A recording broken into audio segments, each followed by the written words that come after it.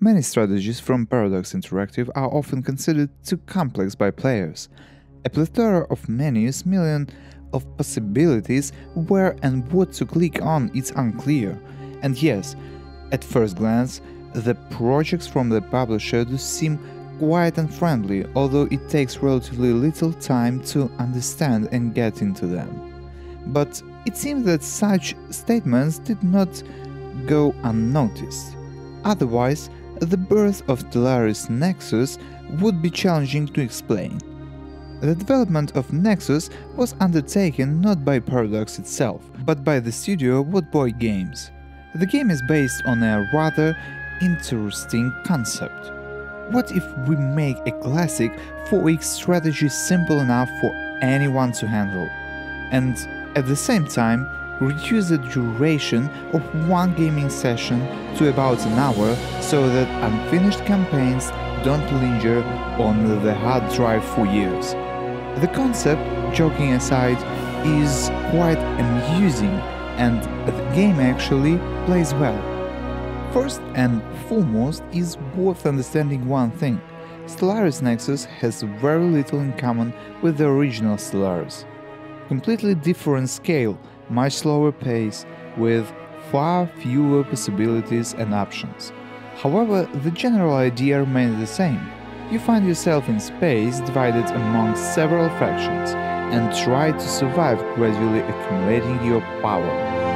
But there are so many differences between the games that you experience in the observation of Stellaris will most likely be determinant.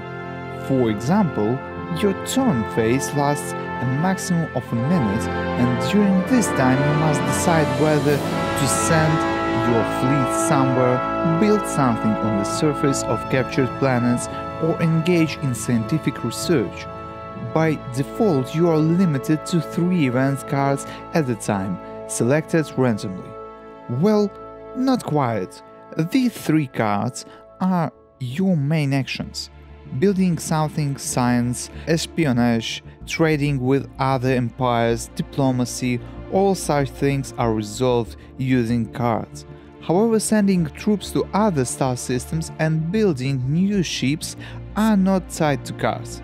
All you need is to have the necessary resources for these actions. It's exactly like in the main Stellaris. Initially, there is always a shortage of resources and you sit torn apart by uncertainty. Perhaps my main question about Stellaris Nexus is whether the game will captivate a specific audience. It's clear who it's all being done for, but the big question is whether it will grip.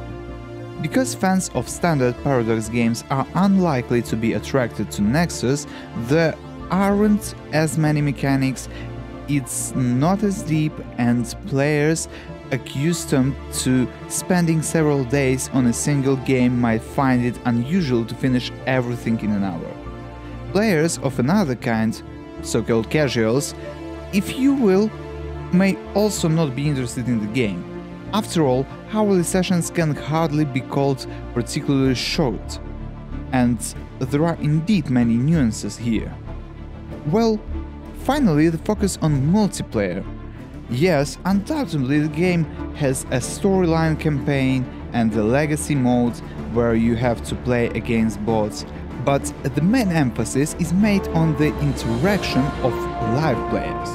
All of these fleeting alliances, trade agreements, attempts to jointly push the most developed of those gathered, all this will be possible only in online mode. And unfortunately, if the online component doesn't take off, the game is unlikely to survive for long. Although, of course, I could be wrong. That's all for today. If you like the video, hit the like button. Don't forget to subscribe and hit the notification bell if you want to know about my new videos. See you soon.